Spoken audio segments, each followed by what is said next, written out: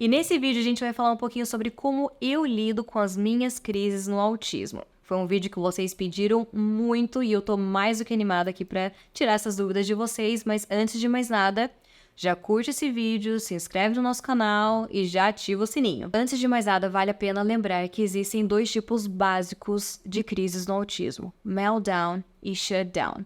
O meltdown é geralmente mostrado para fora, né? As pessoas conseguem ver que a pessoa está tendo uma crise. Como?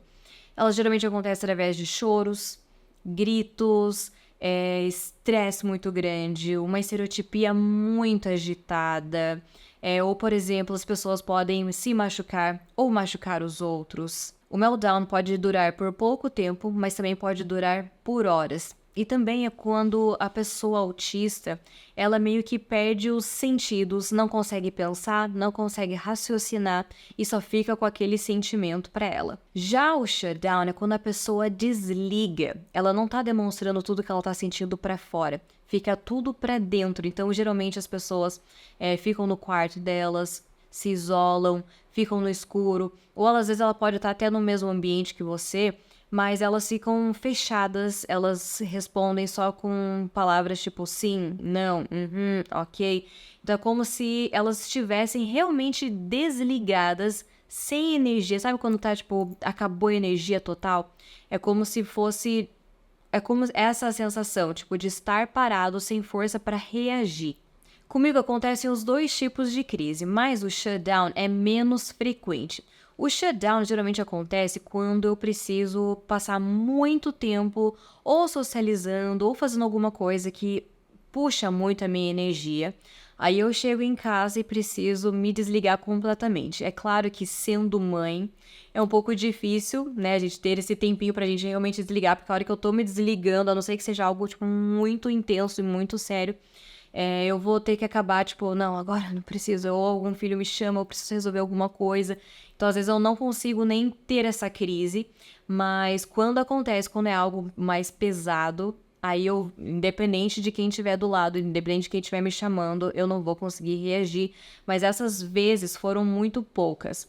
Eu tenho mais o meltdown, que é quando é algo exterior, né? Então, as minhas crises de meltdown ou crises de autismo são que eu começo a chorar muito e eu consigo perceber agora, né, depois do meu diagnóstico, depois de estar lendo, estudando e tal, eu consigo ver os sinais que eu começo a dar, o que o meu organismo, o corpo começa a dar antes de eu entrar em crise. Muitas vezes eu chego até a falar pro meu marido, ó, eu acho que vai me dar crise, vai me dar crise, e aí a gente já começa a agir para que eu consiga lidar com essa situação antes de chegar na crise verdadeira. As minhas crises geralmente são muito parecidas com uma crise de ansiedade, tanto é que durante toda a minha vida, principalmente adolescência e fase adulta, eu sempre achei que as crises que eu estava tendo eram de ansiedade.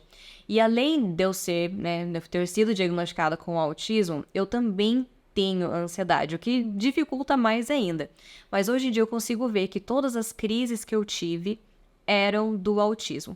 A maioria das crises no autismo, elas vêm de uma sobrecarga sensorial, tá? Então pode ser uma situação de muitos estímulos, muitas pessoas, às vezes muita luz, ou às vezes muito cansaço, fome, enfim, tem várias situações onde pode acontecer, né, a crise no autismo. E aí, junta com a minha ansiedade, e aí já faz o estrago todo aqui dentro. E eu consigo perceber alguns sinais que eu dou antes de entrar em crise, como eu já citei antes. Então, uma das primeiras coisas que eu começo a fazer é muito mais estereotipia do que de costume. As minhas estereotipias geralmente são chacoalhar a perna, o pé, então eu fico chacoalhando o pé. Eu gosto muito de ficar pegando aqui na minha orelha, principalmente se a minha orelha estiver, tipo, meio geladinha. Que mais? Eu fico mexendo em alguma coisa, então, por exemplo, o meu celular, eu tenho esse porta-cartão aqui, e ele tem esse negocinho pra eu pôr a mão, assim, né, o dedo. E eu fico mexendo, mexendo. Então, quando uma crise está se aproximando, eu faço essas estereotipias com muito mais intensidade, né? Nem frequência, é intensidade. Só que, às vezes é difícil porque, para as outras pessoas perceberem, porque eu faço essas estereotipias quando eu tô no momento relaxado também. Então, quando eu tô assistindo algum seriado, quando eu tô deitada na cama, alguma coisa, tipo, me relaxando, eu faço estereotipia, principalmente de chacoalhar a perna. Muitas vezes eu tô gravando o vídeo e tô ali, ó, chacoalhando a perna e tal. Então, às vezes, para as outras pessoas é difícil perceber, porque eles vão pensar, mas ela também faz quando ela tá bem. Então, ela tá bem ou tá mal? Como assim? Mas eu consigo perceber que quando eu tô ficando nervosa, aquilo fica assim, muito forte. E eu lembro de várias vezes, eu lembro até hoje, na verdade, uma vez, quando eu tava tendo uma crise, tipo, bem intensa, que eu acho que foi alguma vez que a Summer fez alguma coisa que eu fiquei muito nervosa. Gente, a minha perna chacoalhava, assim, eu fazia assim com as duas pernas e eu não conseguia controlar. E eu acho que nessa fase, desse dia dessa crise, eu acho que eu ainda não tinha o diagnóstico. Então, imagine o que eu não tava pensando de mim. Tipo, sério, eu ficava pensando, minha nossa, por que eu tô achando assim? E eu não conseguia parar, e eu não conseguia pensar em outras coisas, e eu não conseguia me acalmar. Então, a sensação que eu tenho é como se a gente tá caindo num buraco bem fundo, onde eu não tivesse conseguindo colocar meu pé, e eu só tô caindo, continuo caindo. E eu não consigo pensar em soluções assim, tipo, deixa eu me agarrar aqui nessas paredes, dessas escadas. Ou, deixa eu conseguir me agarrar nessas cordas que as pessoas estão jogando pra eu pegar. Eu não consigo. A sensação é que eu só tô caindo. E muitas vezes o que me ajuda, principalmente em crise bem mais intensa, assim, é alguém vir e me abraçar. Não necessariamente abraçar, tipo, de carinho, tipo, vai ficar tudo bem. Não assim, leve. Alguém que vem e me aperte. E eu sei que tem muitos autistas que, quando estão em crises, também gostam dessa sensação. Porém, muitos deles não gostam da sensação de ter alguém abraçando. Então, o que acontece com essas pessoas? Geralmente, elas se enrolam em cobertores pesados, ou naqueles, tipo, meio que lycra, sabe? Que estica. Elas se enrolam e ficam bem apertadas. Tem pessoas que gostam de ficar, tipo, num balanço, que é com esse mesmo tecido que estica, que aí elas ficam, tipo, um casulinho apertadinhas. Inclusive, tem um filme da Temple Grandin, que ela é uma mulher autista, e ela criou uma máquina, onde ela entrava nessa máquina, girava, tipo, uma roletinha, e ali as madeiras, né, tipo, a máquina apertava ela, e ali liberava aquela sensação, tipo, sabe? Porque, assim, é essa sensação. A gente tá caindo e quando alguém segura a gente ou quando tem alguma coisa que aperta a gente, é como se alguém tivesse, estou te dando o chão que você tá procurando enquanto você cai. E aí a gente consegue retomar daquele sufoco que a gente tá passando. Outra característica que eu demonstro quando eu tô começando a entrar em crise é que eu simplesmente não consigo falar ou explicar o que tá acontecendo. Tá tudo na minha cabeça, é como se eu tivesse... Sabe, é o que as pessoas descrevem muitas vezes quando a pessoa tá em coma? Ela está ali, ela tá ouvindo, ela tá sabendo o que falar, mas simplesmente ela não consegue falar, tipo, ei, estou aqui. E isso eu tenho essa sensação, às vezes, também quando eu tô em crise. Ou quando eu estou... Quer dizer, quando eu tô em crise também, mas quando eu estou começando, eu já começo, tipo... O que eu tô sentindo, minha nossa? Daí eu tento falar pra alguém e não vai... nossa... Então, tipo, se eu não ajo logo... Aí eu sei que vai me dar crise, porque eu já começo a não conseguir verbalizar nada. Um outro sinal que eu começo a dar antes de entrar numa crise de verdade é que eu começo a pensar em muitas coisas negativas. É como se fosse, tipo, o caminho, sabe? Quanto mais vai se aproximando a crise, mais vão chegando esse passo a passo. E esse outro passo a passo de estar bem próximo a uma crise é justamente isso. Eu começo a pensar muitas coisas negativas ao meu respeito. Tipo, não acredito, não tô conseguindo, não sou capaz, não sou boa, e vai. E vou, porque eu tô nessa situação, e assim vai, até chegar na crise. Um outro sinal que eu também começo a apresentar bastante é que tudo ao meu redor, tudo em mim fica mais aguçado, mais ainda do que o de costume. E eu já comentei aqui com vocês algumas vezes que eu tenho uma questão muito grande, assim, com o cheiro, né? Então, se eu chego em casa e tá com um cheirinho gostoso, de limpo, de fresco, eu fico com um humor bom. Se eu chego em casa e tá com algum fedor, algum cheiro que eu não tô conseguindo identificar, eu já começo a ficar nervosa, já começa a me dar taquicardia e até eu descobrir de onde que tá vindo aquele cheiro e aquilo ficar me incomodando, eu não consigo focar. E quando eu estou prestes a entrar em crise, é claro que em crise também, os barulhos ficam mais altos, as luzes começam a incomodar, respiração dos ossos começa a incomodar, a mastigação fica, mais tenso ainda. E cheiro, gente, cheiro, eu consigo sentir cheiro, às vezes se duvidar até do vizinho, do lixo do vizinho, eu consigo sentir o cheiro que tá vindo dali. Aí eu começo a fuçar a casa inteira, olha onde tá vindo esse fedor, de onde tá vindo, tá vindo, tá vindo. Então eu já começo a perceber por esses sinais. E desde que eu tive o meu diagnóstico, eu posso dizer que eu tive crises, né, lógico, porque ninguém é de ferro, né, não é assim, eu descobri o diagnóstico de autismo, plim, acabou, né, meus problemas. Não isso. Mas eu comecei a reparar nesses antes, eu comecei a ter mais consciência do que é bom pra mim, do que eu gosto, do que eu não gosto. Por exemplo, quando eu estou em crise, eu não gosto que a pessoa fique me perguntando coisas. Tipo, o que você tá sentindo? Como que você tá? Mas o que aconteceu? Mas por que você tá sentindo assim? Eu não gosto disso porque eu não consigo falar. Então, a pessoa fica me perguntando e aí ela começa a me perguntar cada vez mais e eu não consigo falar e a pessoa vai se irritando porque eu não tô falando.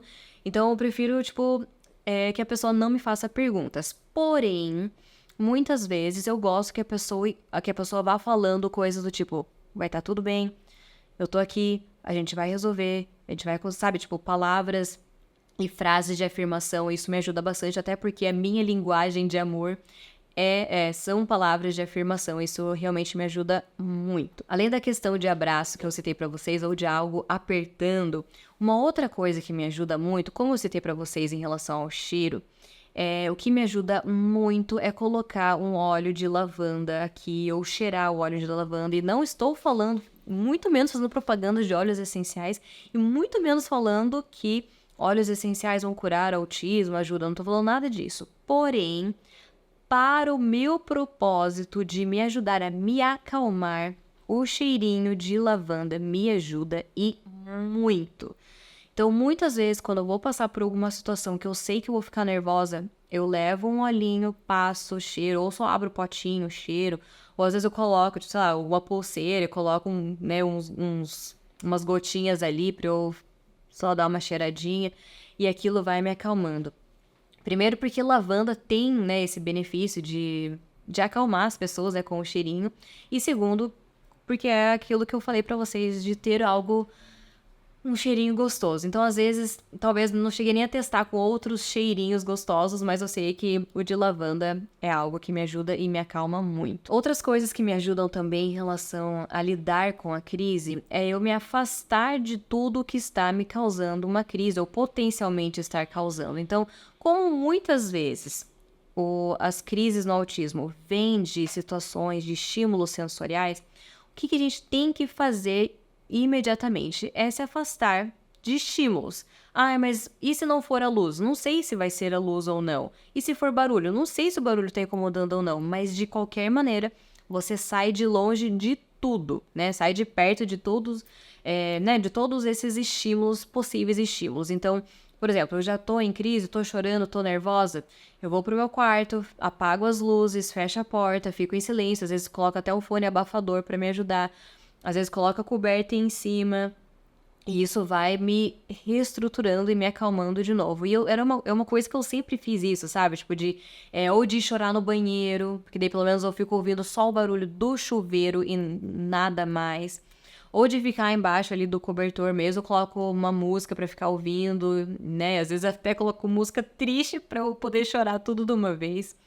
Então são táticas que a gente vai aprendendo ao longo dos anos e que você, como autista, pode, né, estar sabendo, essa é uma boa ideia, eu vou tentar isso, eu vou testar isso. Ou você como pai, né, pai e mãe de autistas, como ajudar os autistas nesses momentos.